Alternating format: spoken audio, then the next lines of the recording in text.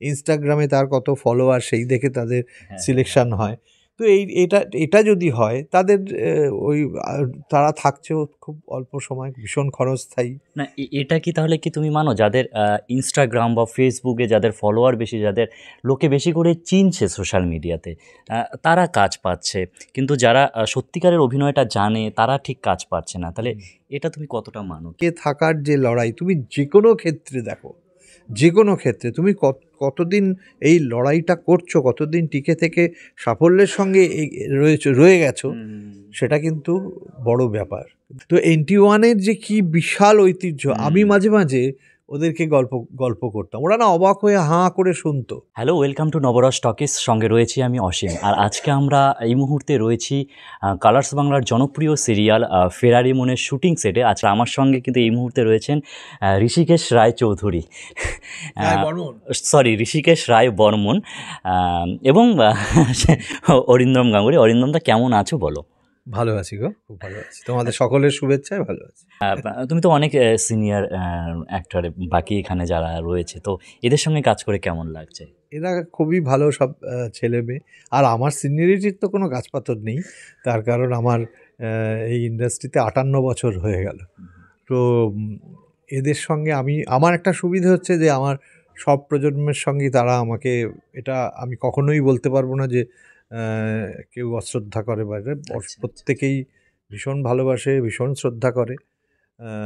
আর এখানে তো এটা আমার এই প্রযোজনা সংস্থার সঙ্গে দুটো এরকম অনেক দিন ধরে কাজ করছি, তো এদের সঙ্গে আগে কন্যাদান এতদিন করেছি, আবার ফেরারি মুন করছি, ফলে অনেকগুলো বছর ওদের সঙ্গে রয়েছি। তো সবটা মিলিয়ে এটা আমার ভীষণ একটা মানে কি বলবো, একটা বাড়ির মতো হয়ে গেছে, ফ্যামিলির মতো হয়ে গেছে। আর এখানে যারা এসেছে, যারা কাজ করে, তারাও একদম আমার সত্যি সত্যি আমার পরিবার হয়ে গেছে। আরও ইন্টারেস্টিং তার কারণ এখানে যে দুজন অন্যতম অভিনেতা, একজন এই সিরিয়ালের নায়ক, সে আমার ছাত্র, আবার আমার যে বেআই দেবরাজও আমার ছাত্র। তো এই সব মিলিয়ে এটা আমার ভীষণ মনে হচ্ছে, দেখো আমার তো নতুন করে আজ কিছু পাওয়ার নেই, কিন্তু এই যে এদের যে সাকসেসটা, এই যে 500, সেটা আমার কাছে আরও আনন্দের। একদমই তাই।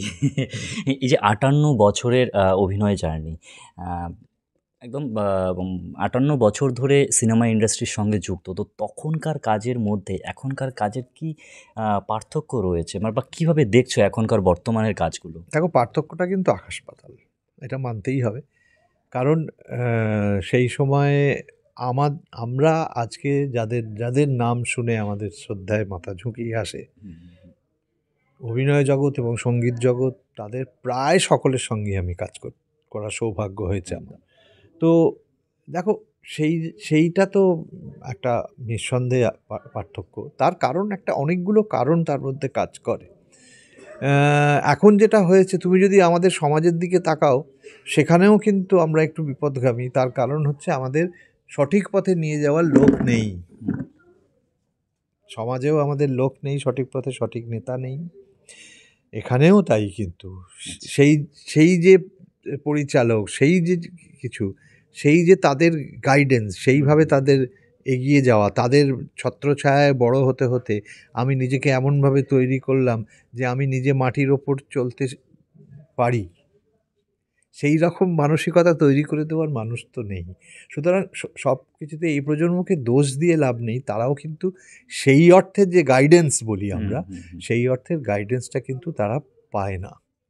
ফলে এই জায়গাটা একটা অদ্ভুত একটা কী বলবো, অচলাবস্থার মধ্যে দাঁড়িয়ে গেছে। আমি আজকে ধরো কিছু সাফল্যর একটা ছোঁয়া পেয়ে আমি নিজেকে একটা কেউকেটা ভাবতে শুরু করে দিলাম। তো সেটা বা তাদের কী করে তুমি দোষ দেবে? এই কারণ এদেরকে এই যে তুমি যদি যে কোনো পুরোনো দিনের মানুষের কথা দেখো, তাদের অধিকাংশই যে স্ট্রাগলের মধ্যে দিয়ে বড় হয়েছেন। উত্তম কুমার মহানায়ক, তাকে একসময় ফ্লপ মাস্টার জেনারেল বলা হতো। এই যে ওই সময়ের যে ইতিহাসটা, বাংলার যে কি বিশাল একটা ঐতিহ্য, কি বিশাল একটা ইতিহাস, সেটা এখনকার প্রজন্ম কজন জানে? জানি না, জানি না। আমি জানার হয়তো চেষ্টাও করে না। আমরাও বলতে পারি না।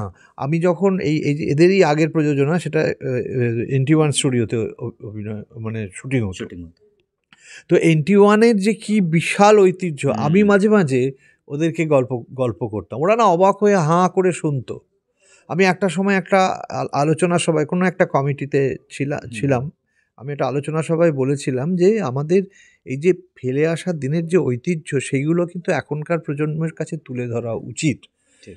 তো সেটা তো সেই প্রয়াসটাই নেই। ফলে কি হচ্ছে যে এই প্রজন্ম তো জানছেই না আমাদের ঐতিহ্য। যখনই তারা জানবে যে এইরকম আমাদের ঐতিহ্য, তখন যারা একটু মানে বিবেচক, যারা একটু রেসপন্সিবল, তারা কিন্তু ওইটা চিন্তা করবে যে কীভাবে আমি, কিন্তু সেইগুলো হয় না। তো সেই পার্থক্যটা ওই জন্যে রয়েই যাচ্ছে। আর এখন প্রযুক্তির কল্যাণে অনেক কিছু খুব সহজ হয়ে গেছে। এখন শুনি, আমি জানি না, শুনি যে ইনস্টাগ্রামে তার কত ফলোয়ার, সেই দেখে তাদের সিলেকশন হয়।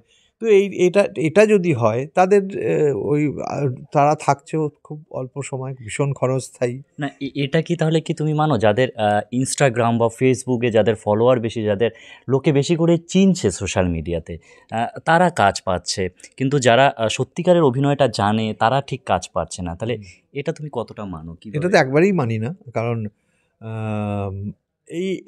এইভাবে তো প্রতিভার মূল্যায়ন হয় না, এবং তার রেজাল্টটাও কিন্তু আমরা দেখতে পাচ্ছি। যে তুমি বললে যে ইনস্টাগ্রাম বা ওইসব থেকে যারা আসছে, তারা কতদিন থাকছে, কতদিন টিকছে, টিকে থাকাটা বড়। এটা টিকে থাকাটা সব থেকে বড় কথা। টিকে থাকার যে লড়াই, তুমি যে কোনো ক্ষেত্রে দেখো, যে কোনো ক্ষেত্রে তুমি কতদিন এই লড়াইটা করছো, কতদিন টিকে থেকে সাফল্যের সঙ্গে রয়ে গেছো, সেটা কিন্তু বড় ব্যাপার। কিন্তু সেইটাই তো খুব ক্ষণস্থায়ী হয়ে গেছে না? একদম তাই। আর ছেলেমেয়েরা, প্রত্যেক ছেলেমেয়েদেরই স্বপ্ন থাকে যে অভিনয় জগতে প্রবেশ করবে, গ্ল্যামার ইন্ডাস্ট্রিতে প্রবেশ করবে। তো তাদের উদ্দেশ্যে তুমি কি বলতে চাও? তারা কিভাবে সেই মানে সঠিক পথ বা গাইডলাইনস কিভাবে তারা এটাতে আসতে তাদের পারে, বা উদ্দেশ্য তাদের কি আসাটা উচিত কি উচিত নয়? ভীষণভাবে উচিত। যদি না, যদি সত্যি সেই প্রতিভা থাকে, যদি সত্যি সেই ভালোবাসাটা থাকে, তাহলে নিশ্চয়ই আসা উচিত। কিন্তু আসতে গেলে আমি প্রথম কথা বলবো যে আগে ভালো মানুষ হতে হবে। তারপরে নিজের কাজের প্রতি নিষ্ঠা রাখতে হবে, শেখার মনোভাবটা রাখতে হবে, এবং সেই ভাবনা থেকেই কিন্তু আমরা তৈরি করেছি আমাদের খেয়ালি অরিন্দম অ্যাক্টিং ওয়ার্কশপ। এখানে অসংখ্য ছাত্রছাত্রী আছে, তারা কিন্তু এইভাবে বড় হয় আমাদের কাছে। এই আমি যে প্রমাণ দেখালাম যে আমার ছাত্রছাত্রীরা তো এখানে কাজ করছে। তো এই আমরা এই শিক্ষাটা দেওয়ার চেষ্টা করি যে ভালো মানুষ হও, নিষ্ঠাবান হও, যে নিজের কাজের প্রতি নিষ্ঠা যেন থাকে, নিজের কাজের প্রতি ভালোবাসা যেন থাকে, তাহলেই একটু, আর যে কোনো ক্ষেত্রেই ঘাত প্রতিঘাত আসবেই। সেখানে তুমি ফ্রাস্ট্রেটেড না হয়ে গিয়ে সেই চেষ্টাটাকে আরও বাড়াও, আরও জেদটা বাড়াও যে আমাকে ওই জায়গায় পৌঁছতে হবে। তো সেইভাবে নিশ্চয়ই সাফল্য আসবেই।